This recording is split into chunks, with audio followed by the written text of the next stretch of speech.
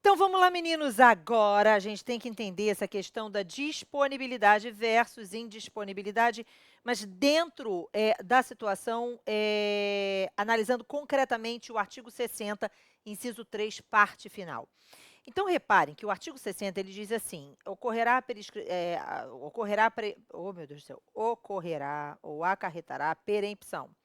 E aí o inciso terceiro diz assim: quando o querelante não comparecer a ato ao qual deveria estar presente sem justo motivo, ou quando não formular o pedido de condenação nas alegações finais. E aí, a maioria das pessoas, ela erra, porque acha que deixar de formular o pedido de condenação seria não ser expresso quanto ao pedido de condenação. E aí as pessoas acham que se a vítima pedir absolvição, o juiz poderia absolver e não pode. Então, eu preciso que você visualize essa situação comparando novamente a ação penal pública com a ação penal privada. Então, vamos lá. Olha só, imagine que você tenha um crime de ação penal pública. Então, eu tenho uma hipótese de ação penal pública na qual que é dotada, né, regida pela indisponibilidade.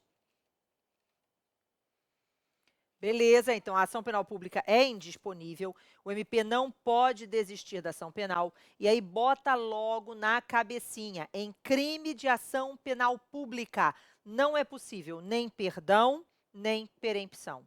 Em crime de ação penal pública, isso significa que não cabe perdão nem perempção na ação penal pública, nem na ação penal privada subsidiária da pública, porque nela o crime é de ação penal pública, né? Então, atenção nisso. Então, olha só, preste atenção nisso. Então, imagine, numa ação penal pública, o MP ofereceu denúncia, e aí, lógico, ele não pode desistir. Mas a denúncia foi recebida, o processo foi instaurado, a instrução probatória aconteceu, até que finalmente chega o momento de apresentação das alegações finais ou memoriais, ou debates orais, por parte do MP. Então, primeiro sempre fala a acusação, em seguida vai falar a defesa, né? Então, após as alegações do Ministério Público, a defesa vai apresentar as suas alegações finais. E aí o juiz vai proferir a sentença. Então, agora eu preciso que você preste atenção no que eu vou mostrar. Quando o MP oferece a denúncia, ele formula na denúncia o pedido de condenação. Só que este pedido de condenação é indisponível, certo? Então, imaginem, durante a instrução probatória, ficou comprovado lá, as provas corroboravam aquilo que o Ministério Público alegava na denúncia e tal. E quando chega no momento das alegações finais, o MP vem aqui e se manifesta pela condenação. É uma das possibilidades, né? Então, ele entende que a prova confirmava aquilo que ele alegava na peça acusatória. Então, ele se manifesta pela condenação, a defesa será ouvida, vai sempre, obviamente, postular absolvição, embora possa formular pedidos subsidiários, nós vamos aprender depois sobre isso, mas quem julga, gente, é o juiz, de acordo com seu livre convencimento, podendo condenar ou absolver. Beleza. Mas vamos imaginar que o membro do Ministério Público, que é parte, mas também é custos legis, tenha entendido que a prova colhida durante o processo não corroborava, não confirmava aquilo que indicava a denúncia. O MP, que é custos legis, ele pode opinar pela absolvição. Então, ele pode chegar aqui e se manifestar pela absolvição, tranquilamente.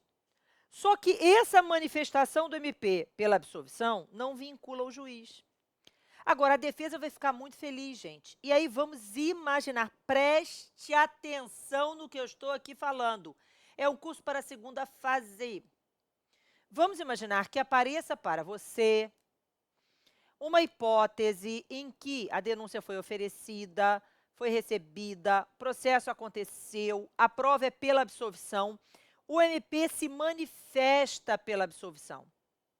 Nesse caso, você vai ter que sustentar nas suas alegações finais ou memoriais que está correta a posição do Ministério Público e que não há interesse na condenação no momento em que o órgão de acusação não a postulou em alegações finais. Ficou claro?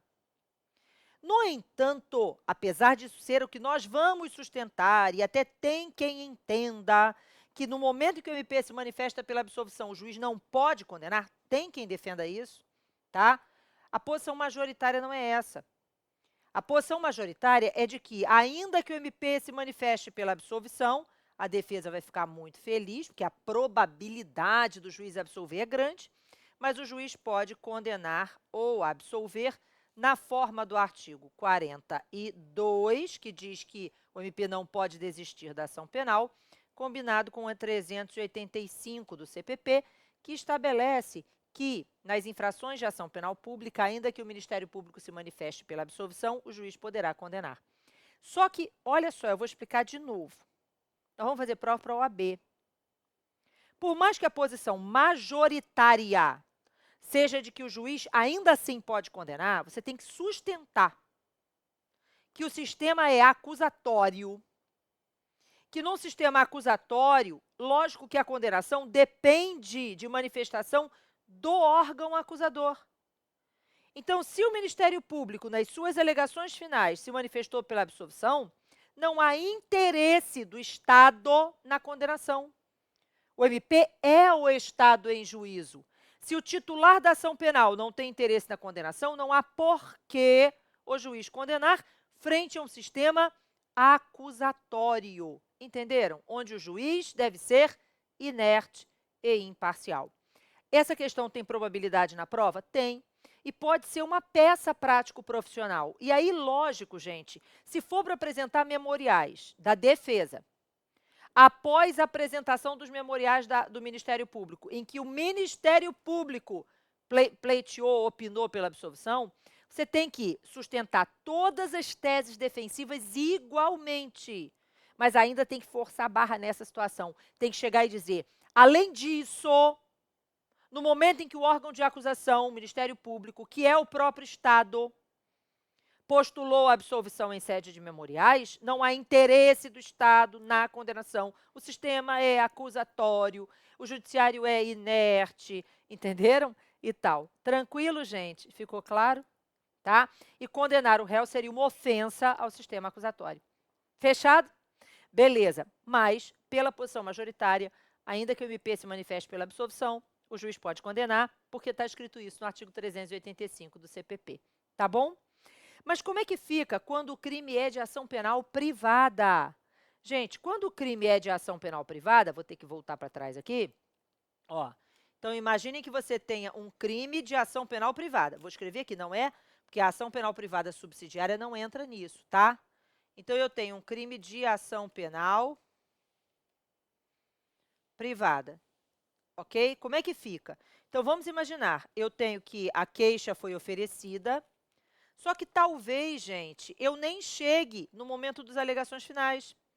Por quê? Porque a ação penal privada, ela é disponível e talvez antes disso ocorra o perdão, talvez antes disso ocorra a perempção. Agora, realmente, a vítima formula o pedido na queixa, do qual ela pode desistir. Mas aí a queixa foi oferecida, foi recebida, imagine que tudo tenha andado direitinho, a vítima não desistiu. E aí chegou no momento das alegações finais do querelante, né? Depois o MP vai falar, porque ele sempre fala como custos legis. Oh, meu Deus. A pessoa esqueceu se é... Tá bom. Depois as alegações finais da defesa e, finalmente, o juiz vai proferir a sentença. Então, vamos imaginar as duas hipóteses. Hipótese número 1. Imaginem que o querelante, veja, em momento nenhum deu margem a perdão, em momento nenhum deu margem a perempção, e quando chegou nas alegações finais, se manifestou pela condenação. Beleza. O MP vai ser ouvido como custos legis, opinando pela condenação ou pela absolvição. Aí a defesa vai ser ouvida, óbvio que vai se manifestar pela absolvição, e o juiz poderá condenar ou absolver. Beleza, de acordo com seu livre convencimento. Mas e se, na nossa historinha, a vítima querelante, no momento das alegações finais, deixar de formular o pedido de condenação? Gente, deixar de formular o pedido de condenação não é esquecer da frase. Deixar de formular o pedido de condenação é não querer a condenação. A vítima vem aqui e se manifesta pela absolvição. Se isso acontecer, ela acabou de desistir do pedido. Não há mais um pedido. Ainda que o MP seja intimado para se manifestar, ainda que a defesa seja intimada para apresentar memoriais, quando o juiz for decidir, o juiz vai proferir uma decisão ex tunc. Lembra? Para trás? Ó, para trás. Certo? A decisão do juiz é apenas de reconhecimento de algo que já aconteceu. Porque na hora que a vítima querelante atravessou as alegações finais formulando o pedido de absolvição, o processo morreu. Está perempta a ação penal. E só falta o juiz reconhecer isso, entende? Então, o que vai acontecer aqui? Se o MP, se a vítima querelante se manifesta pela absolvição, não precisa ouvir o Ministério Público, não precisa ouvir a defesa. E a única decisão, o juiz não pode nem condenar, nem absolver, porque, novamente, a vítima desistiu do pedido. Não há mais um pedido para ser julgado, nem procedente, nem improcedente. Ficou claro? Então, o juiz só tem que dizer assim, olha, julgo perempta a ação penal. E, na verdade, gente, declarar extinto o processo e a punibilidade pela perempção na forma do artigo 60, inciso 3º, parte final do Código de Processo Penal. Ficou claro? Então, essa é a hipótese do que a gente tem na ação penal privada e a diferença concreta entre a indisponibilidade e a disponibilidade. Ficou claro, gente? Entendido? Certo? Beleza!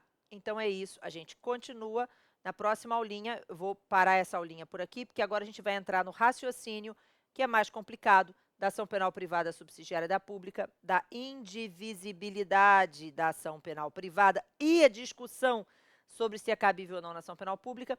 E aí, quando eu falo da ação penal privada subsidiária, eu vou ter que falar do assistente de acusação. E aí, logo depois, a gente entra em violência doméstica, tá? Beijo!